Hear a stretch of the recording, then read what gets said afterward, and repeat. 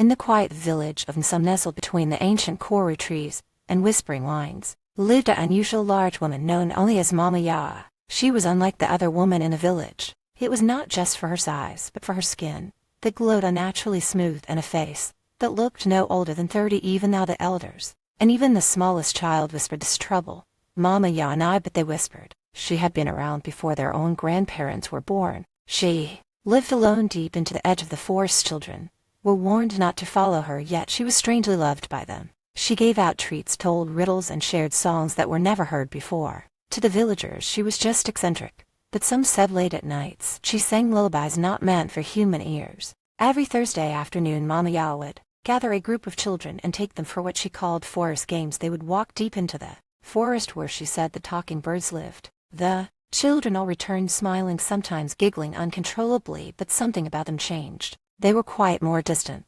and often could not remember what had happened in the forest. When asked, they would pause, blink slowly, then say, "We played with the birds." What the children did not know was that each time they went, they returned missing something small, something they couldn't even feel being taken. A pinky, a ring finger, or even a toe. Mama Ya had her ways. She caused the poor children not to remember where they went or what had been missing. Back in the kitchen, hidden beneath a bed of toots and flowers that never wilted, Mama Ya would light a big fire, put on a large pot made of carvings with ancient runes. She would boil the fingers she had taken from the children. It was always fresh and tender. She seasoned the soup with crushed pepper leaves, ground chalk, and a single drop of blood from her own tongue. She always had a friend over, but they did not know how she made her delicious soup. They only knew the fun they had making it.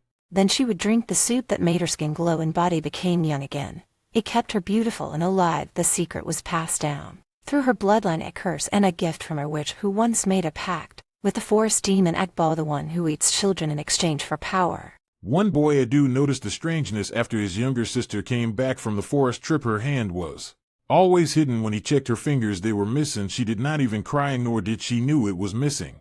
She did not even seem to know how it was gone. Adu remembered. He began to watch Mama Ya.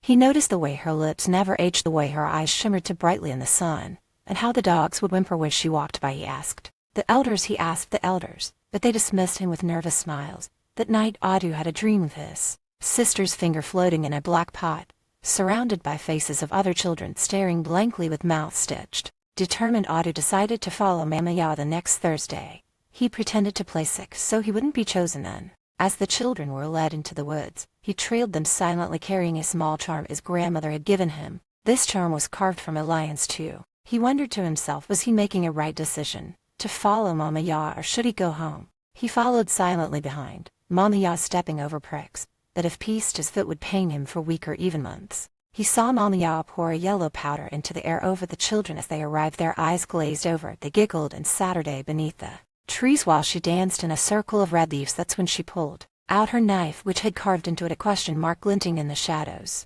Adu rushed forward, throwing his charm to the ground. Mama Ya screamed, not a human scream, but something hollow and ancient. The children fell unconscious. Adu carried the children back to the village.